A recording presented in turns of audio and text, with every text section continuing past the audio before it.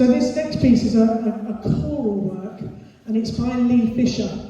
And he arranged it quite a while ago when the problems in Ukraine first started happening.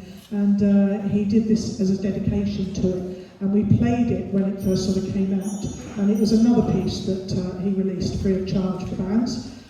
It's a stunning piece. If you hear it sung in a church, look it up on YouTube. It's got to be the one by Lee Fisher. It is absolutely fantastic.